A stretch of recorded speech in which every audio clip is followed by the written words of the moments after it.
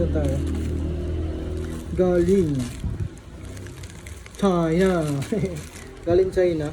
Pero ala kasi ako makitang local na nagbebenta. Kaya napabili na tayo.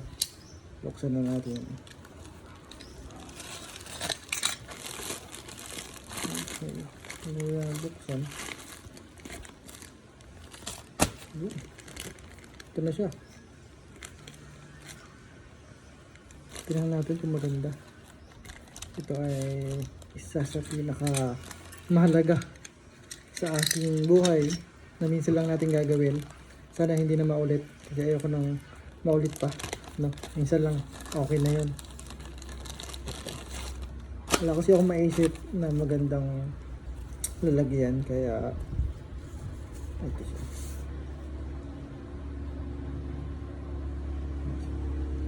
Tingnan natin.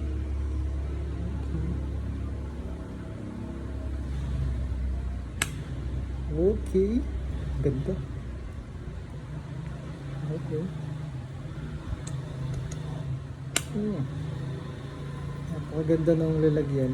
Nilagyan natin dito na basta may nilagay tayo dyan.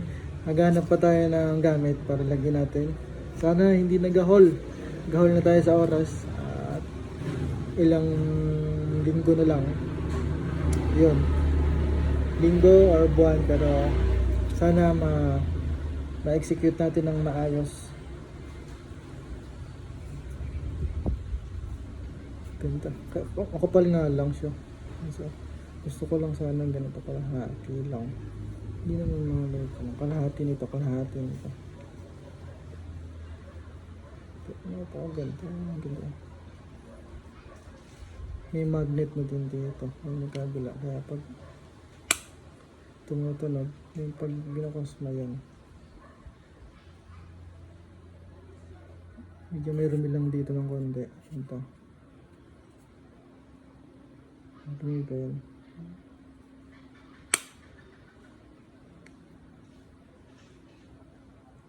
Tumatama lang yung kahoy pero mapaganda.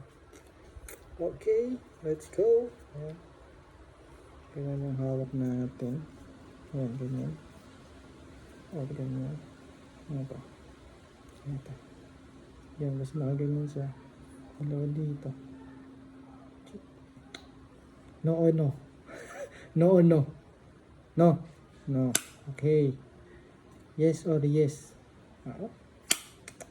Ganda. Hop. Hop. Let's go. Ayos. Ganda. Lagyan natin ng ukit yan. Hindi ko alam kung ukit or paso.